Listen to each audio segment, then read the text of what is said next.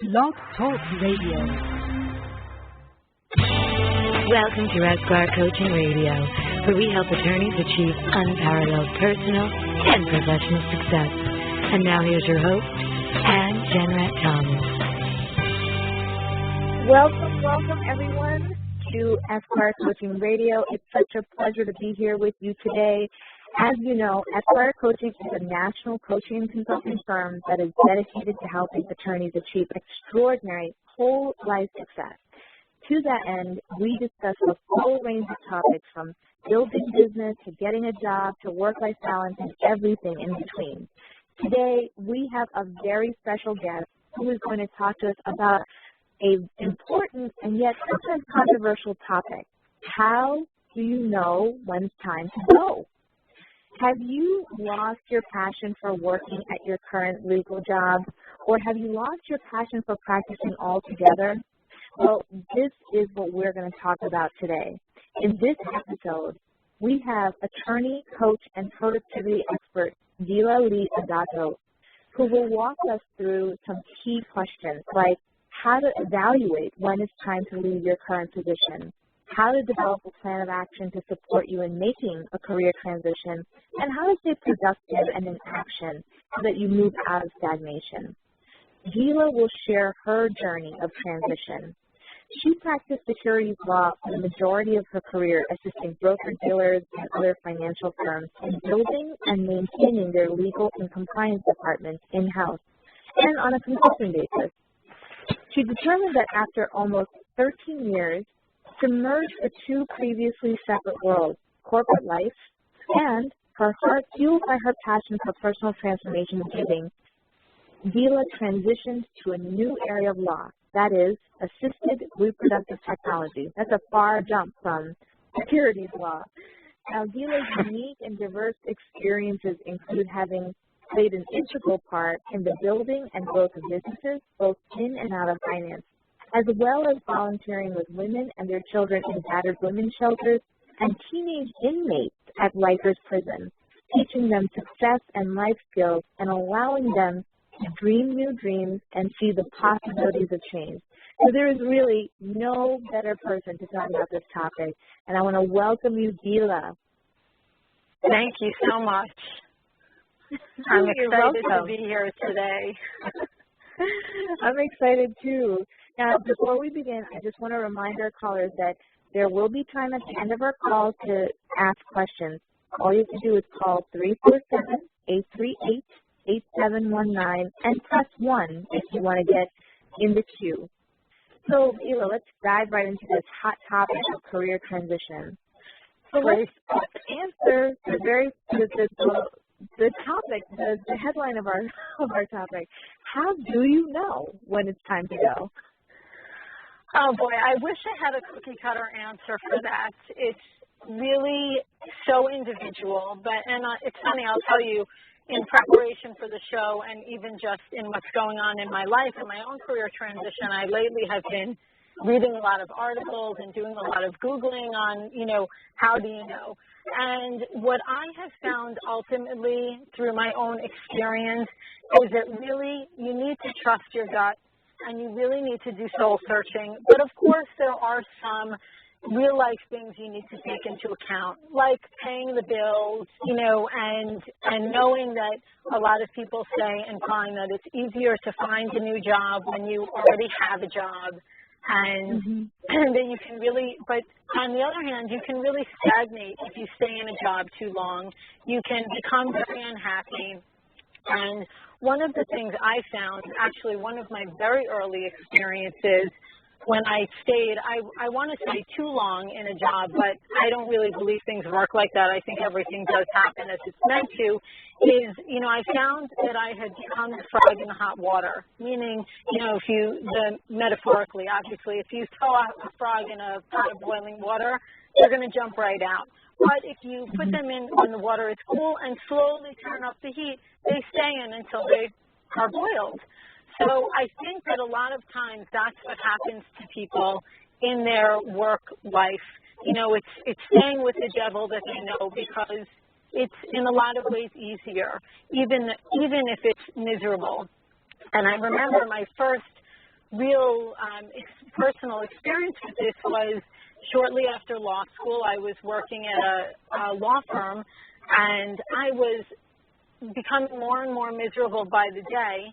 And finally, my then husband, after a certain period of time, said to me, "You have to quit your job." And I had become complacent and afraid, and there were all kinds of things going on in my head. And it was only when he said to me, "You are so miserable, you don't even realize it, that if you don't quit this job, I'm going to wind up divorcing you. I can't take it." And it was a real wake-up call for me and a real life lesson for the rest of my career. That one comment really changed the trajectory for me, and I'm forever indebted and grateful for that. So I think, even with all of these, like I said, things like the practical ways, things you have to look at, paying the bills and things like that, you also really do need to look inside yourself. And I think you also can find, I'm sorry, go ahead. No, please finish your sentence. And I think also you have to remember that there are other things outside of you and other potential ways to find your happiness if you are in a situation where you, for whatever reason, don't feel you can leave even though you'd like to create your happiness and help you to transition to the next phase, which I think we'll get to in, the next questions and conversations here. Okay. I just want to reiterate a couple of the points that you made that I think are really key.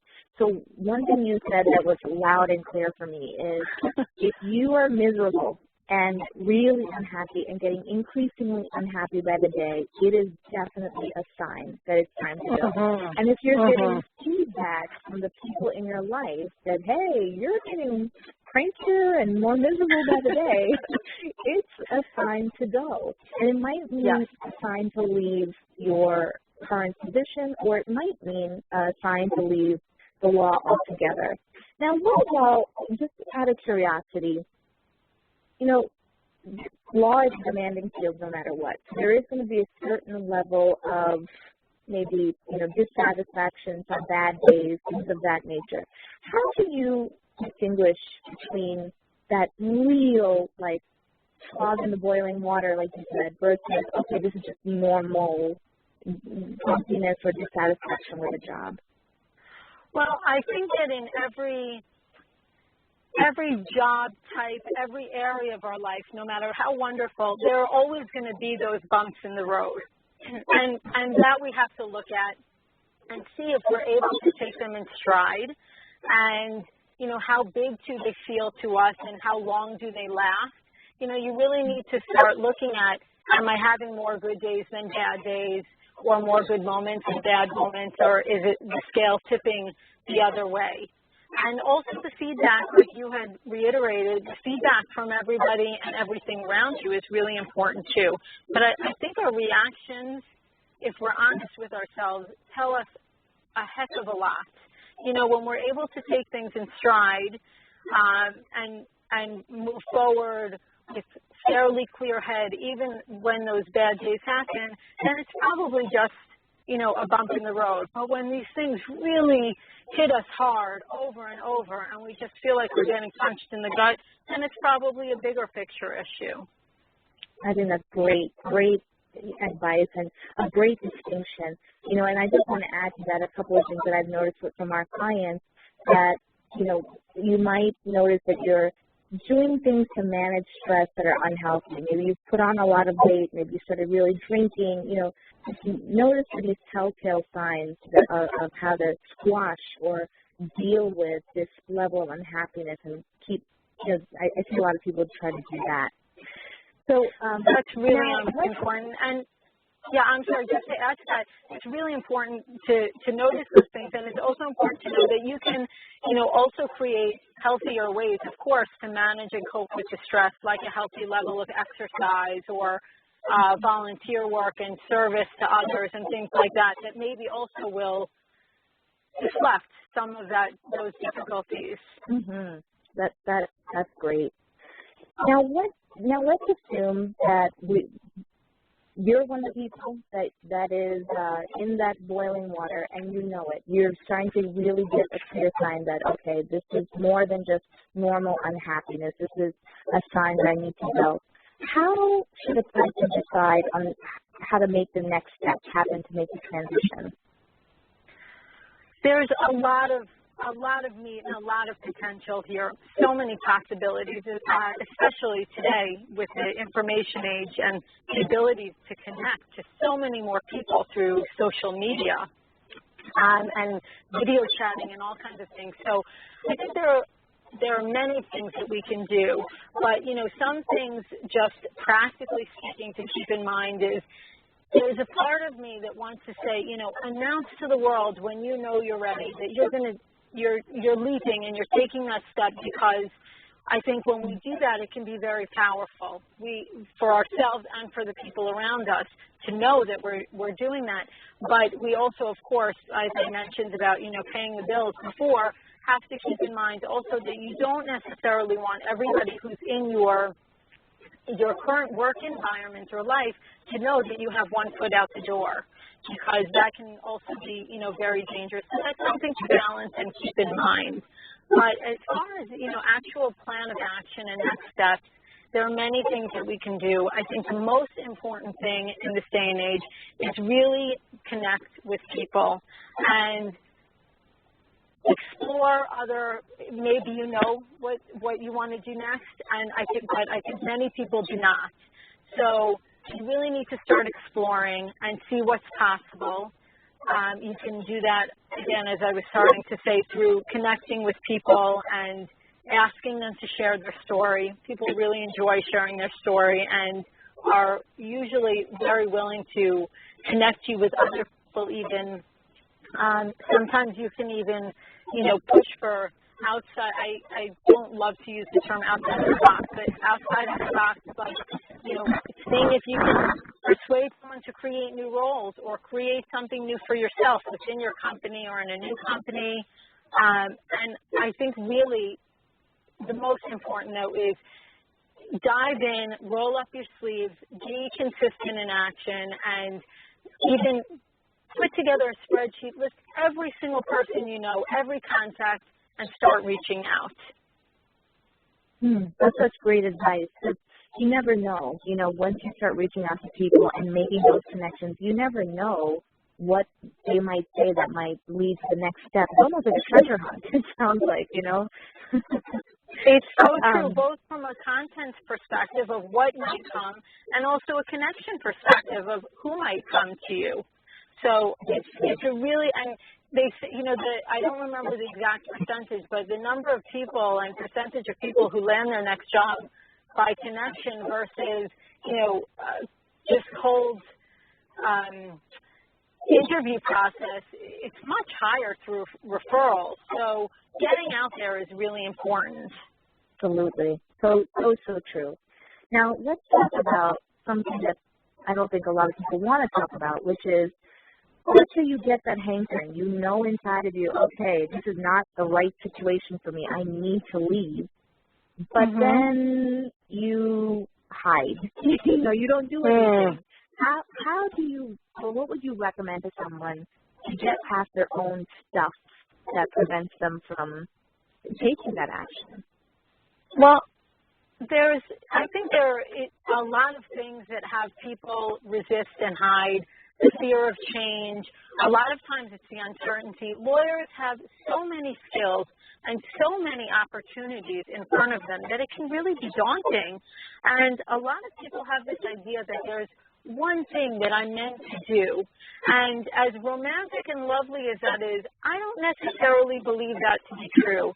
I think today there are so many possibilities that there could be many things that could make you happy. So I think it's really important to focus on one thing and research that and talk to people and move forward with that, and even consistent little actions. And then I think you really need to be kind to yourself and give yourself some leeway. You know, I once heard someone say that looking for a job is the hardest job you're ever going to have. And I really believe that. And some people will say it's harder when you have a job. Others say it's harder when you don't. You know, the bottom line is there's always the fear of change. So I think you need to make it a consistent routine and action for yourself. I think also getting accountability partner or buddy or a coach can be very powerful.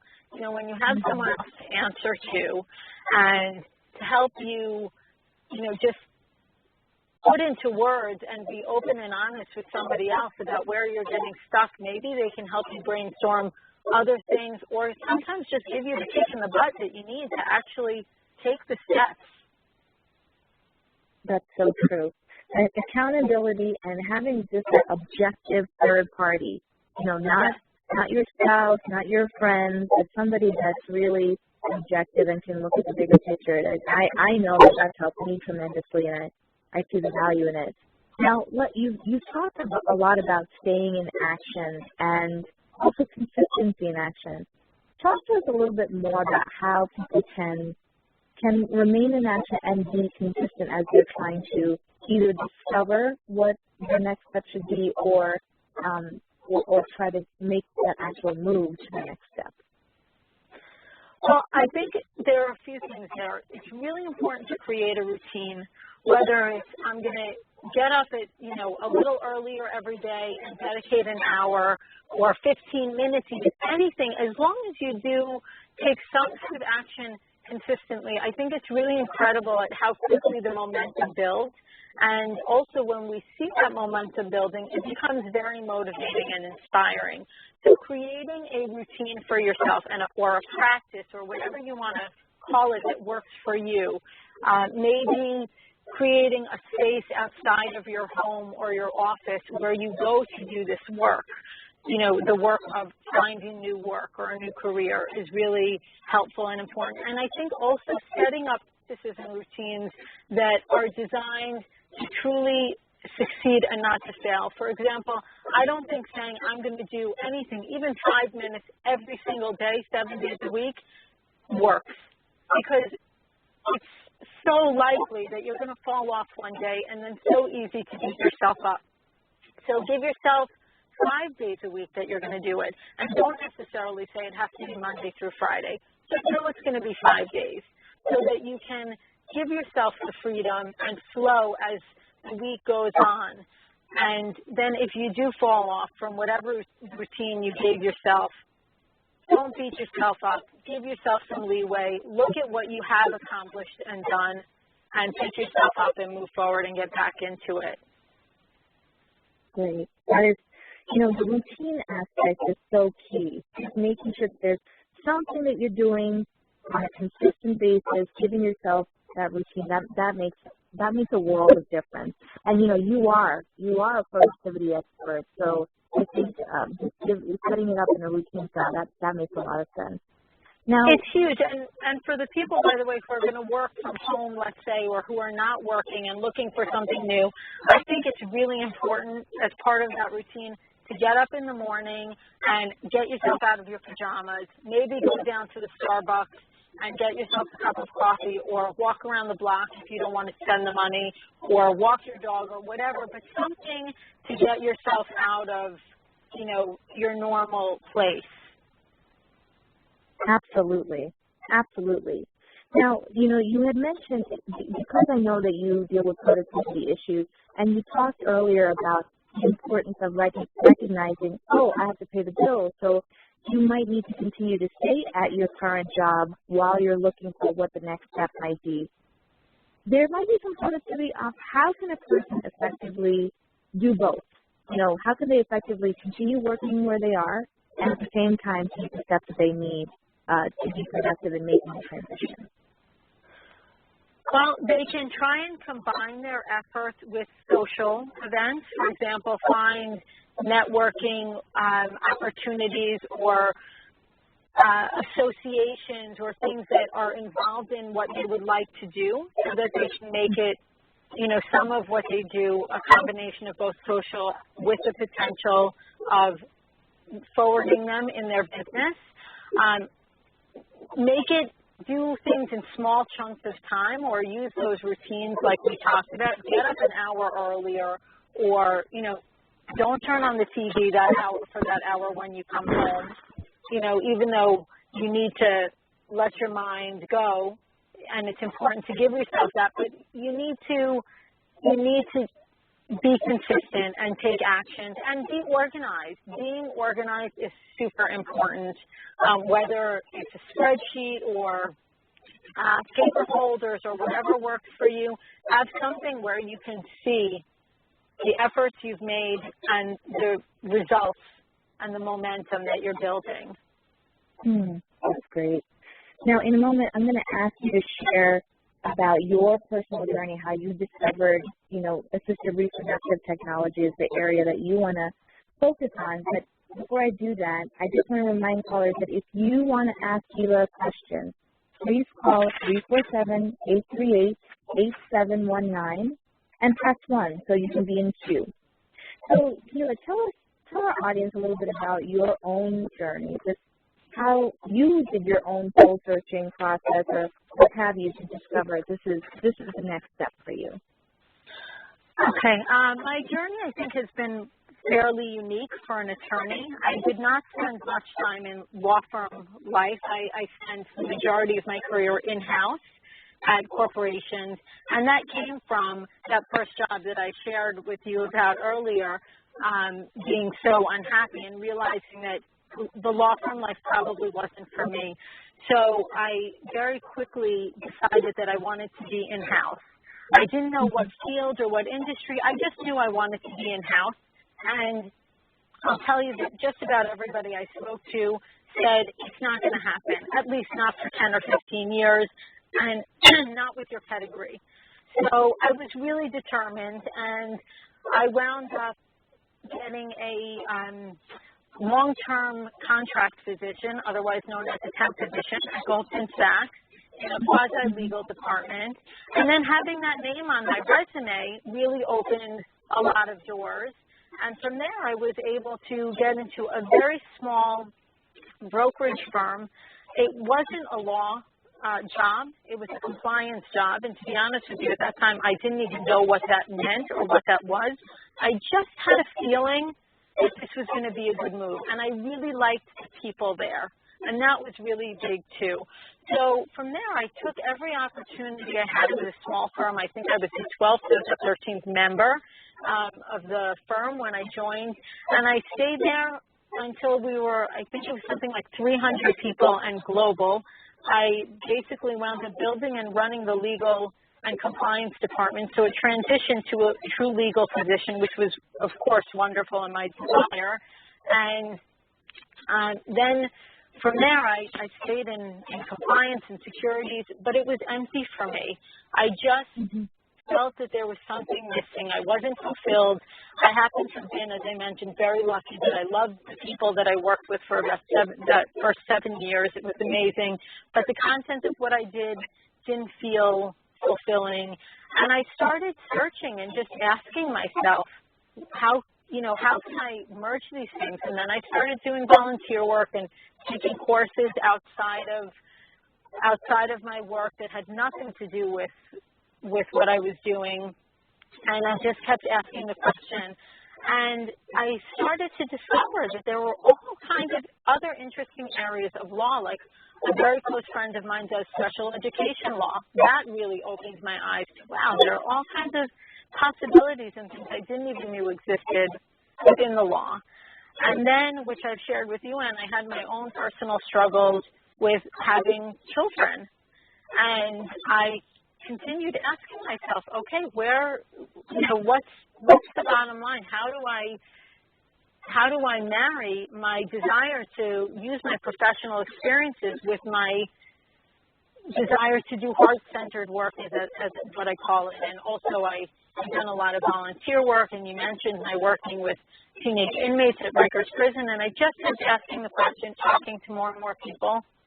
And in my struggle with having my own children, I started to realize how difficult it could be for people who needed surrogates and egg donors, and how complicated that was. And after being kind of in that frame of mind for a while, and looking into it, it just dawned on me one day, hey, maybe this is the answer. Maybe this is where I can merge the two things I want and still be an attorney, a lawyer, and practice that professional experience and bring it to the table, and also do something that can be fulfilling.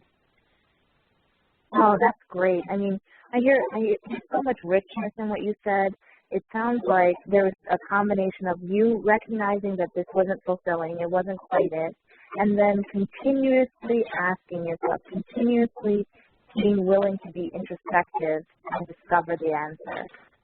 Yes. I think that's powerful. Yes, and I also, what I didn't share is after I left the job that I mentioned where I really grew with that company, I took some time off. I started doing volunteer work. Then my next job, I negotiated with them to work 3 days a week and volunteer the other 2 days.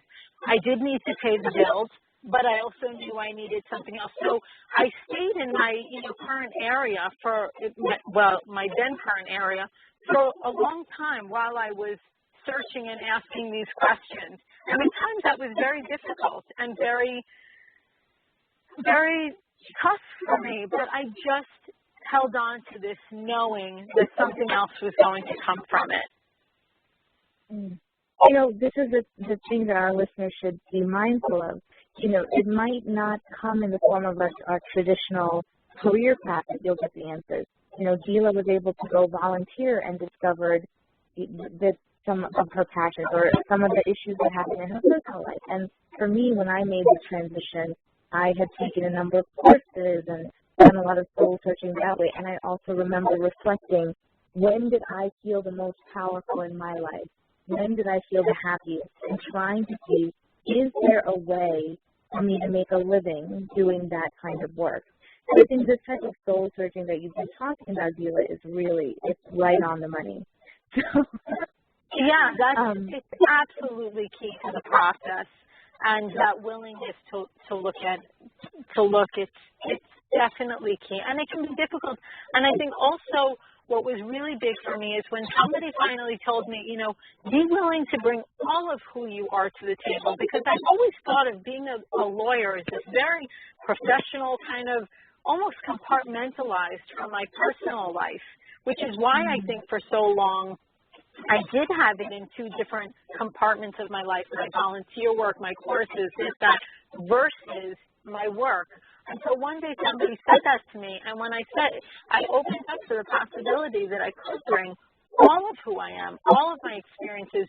That's when this new area came to me, and it dawned on me that I could have it all.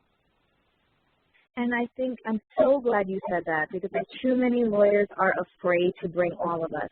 We have bought in, largely, we've bought into this idea that we have to be a particular way in order to be an effective attorney. And especially in this day and age, we are moving further and further away from that. Clients don't want it, and it's not serving the industry anymore. So thank you so much for sharing that. And you're not going to believe this, but we are almost out of time. So Gila, please share with our audience how they might be able to reach you.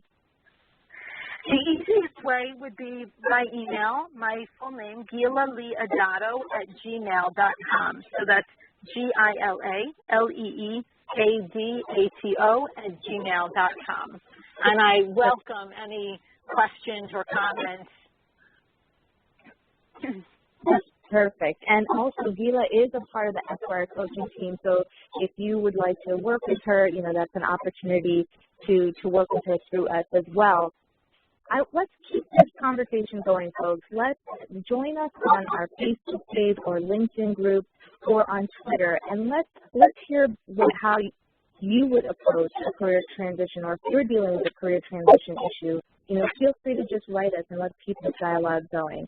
Gila, one final tip. What's one final tip you have to offer to the folks that are listening right now? Be in action, and done is better than perfect. Those are mantras I live by. Perfect. Be in action, and done is better than perfect. I love it. So, folks, you heard it. Check us out on ESCOM to get our links on Facebook and Twitter, and let's keep talking. Thank you, everyone. And Gila, thank you so much for just being an amazing guest. Thank you. All right, everyone. Next week, we will be hearing about an important topic about business development strategies for the success-minded attorney. So looking forward to that with Anson Augustine from Markham LLP. All right, everyone. Talk to you next week. Bye. Bye-bye.